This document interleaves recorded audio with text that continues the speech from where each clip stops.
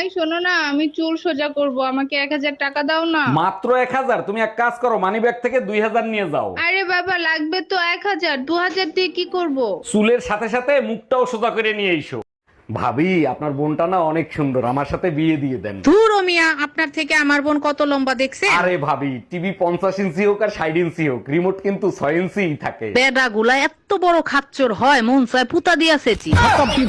আচ্ছা, তোমার আর আমার মাঝে আক্কেল বেশি কার? এটা কোনো প্রশ্ন হলো? অবশ্যই তোমার বেশি। যাক, অবশেষে স্বীকার করলা তাহলে। শিকার না পাওয়ার কি আছে? আক্কেল থাকলে কি আর তোমারে বিয়ে করতাম? জানো তো, পুতা দিয়ে আক্কেল ঠিক করা যায়। দেখো, ধৈর্যের একটা সীমা আছে, কখনো সীমা লঙ্ঘন করবা না। এতদিন তো টুম্পা ভাবির পেছনে ছিলে, এখন আবার সীমা আসলো কোথা থেকে? আচ্ছা, এত সন্দেহ কেন করো? তুমি কি আমারে শান্তিতে থাকতে দিবা না? জাউরাটা আমারে তো খাইছে, এখন দেখি আবার শান্তির সাথেও থাকতে চায়। हम इसका पति है, हमको सिर्फ फांसी।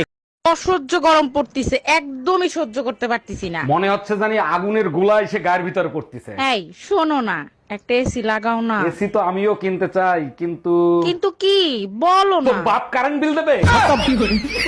Bye bye ta-ta. জানেন ভাবি, আপনি না অনেক হট। আরে তাই নাকি? তা আপনি জানলেন কি করে? আমি না আপনাকে একদিন আইসক্রিম খাইতে দেখছি, সেই দিনই বুঝতে পারছি। আইসক্রিম খাওয়ার সাথে হটের কি কানেকশন বুঝলাম না। আপনার হাতে আইসক্রিম ছিল, আইসক্রিম গলে গেছিল। গাধা কোথাকার। কোনো খবর রাখো তুমি? তোমার মেয়ে এক্সট্রা ক্লাসের কথা বলে বয়ফ্রেন্ডের সাথে দেখা করতে যায়। বলো কি, তাই নাকি? তা তুমি জানলা কি করে? এই দেখো, আবার মেসেজ দিছে। আজকে যেভাবে চুপি চুপি দেখা করছি, কালকেও করব। ওর ঠ্যাং ভেঙে হাতে ধরাই দাও। ফোনটা তোমার। এই যে কাকে চাই, বাসার ভিতর ঢুকতেছেন কেন? আমার নাম রোমিও, অরুণদার সাথে দেখা করতে আসছি। উনি কি বাসায় আছে? না, বাসায় নাই, পরে আইসেন। আচ্ছা, অরুণদাকে আমার কথা আপনার কাছে কিছু বলছে? হ্যাঁ বলছে, রোমিও বাসায় আসলে ঢুকতে দিবে না, ওর চরিত্র ভালো না।